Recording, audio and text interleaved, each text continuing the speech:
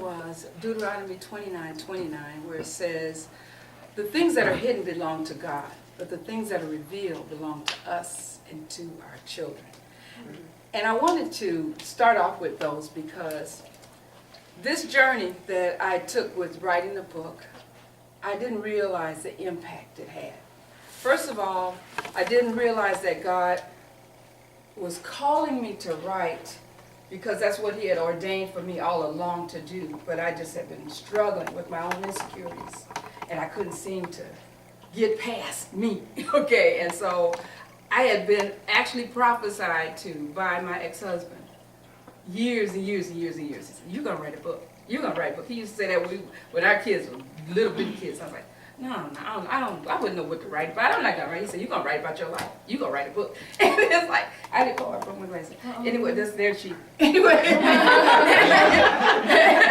they're cheaters. No. Anyway, but he kept saying that. And then when I went back to college, after we were, right before we got separated, actually, I went back to college, and I was taking all of these communications classes, and one particular professor, you had to turn in every 3 days a journal, and so a journal page, and she actually edited it, you know, she commented on it. You didn't get a grade, but she would make comments, and she's like, I've been looking forward to yours. Every few days she said, you're going to be a writer. I said, I don't think so. She said, oh, yes, yes. And she actually got me set up to be an editor, to help with editing at a book place after I graduated. But God had told me he wanted me to leave and go to Connecticut, so I didn't get to go take the job. And I still thought, no, I'm not like that. And so I started getting calls from people. God, I was praying about you, and God said, you're a writer. You're supposed to be writing. I was like, so just write. And I was like, these people, I don't even know them, you know, and then they get, you're supposed to be writing. This old lady, she wrote like a 4-page letter in her little kind of broken hand, because she was all, you know, very old, and she wrote a lot of poetry, and she said, and God says that you're to write, and I saved that letter. I couldn't believe it, and I was like, well, God, I don't feel like I can write that well or anything, but it's not about us comparing ourselves to others, but it's what God has put on the inside.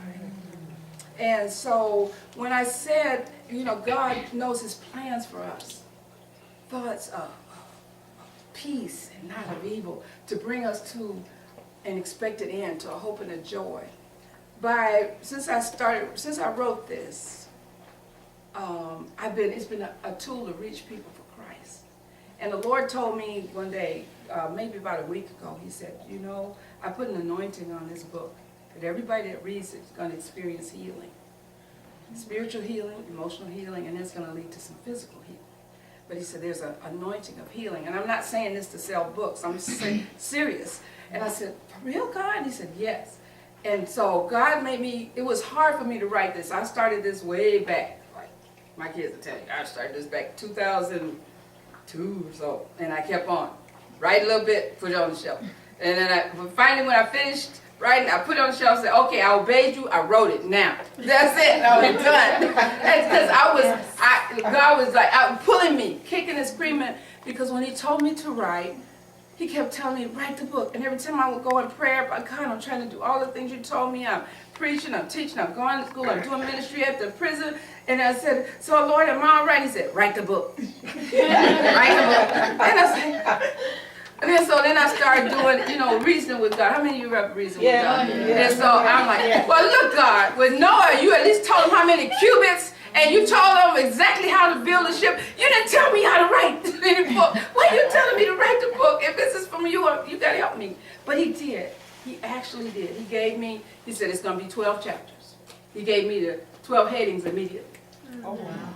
Now, you know, when I got this story, I was at Logan Street one morning.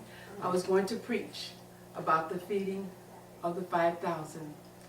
And I preached, you all probably remember it because I talked about how they came in, the whole process about Jesus feeding the 5,000, but after that I went on into more about him whipping out the money changers and all of that later on.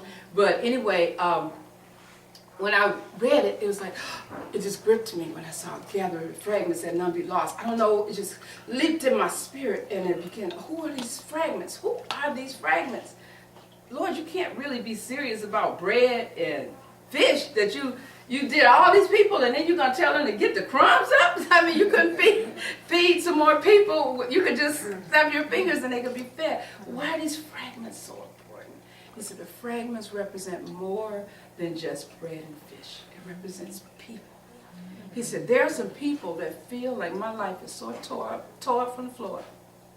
I've messed up. I made some bad choices. Not just that people done things to me. I made some stupid choices myself, and there's no hope for me because I just messed up. He said some of them you might see them laying over in the gutter. Some of them are just depressed and feeling like I'm on pills and all of this. He said, but you gather them to me because they matter to me. Don't let them be thrown away like trash. And then he said, but then there's the others that are like the kind of working alcoholics. You know, we look all right. We got our makeup on, got our clothes together. Everybody, oh, happy. Everything just fine, honey. Just too blessed to be stressed.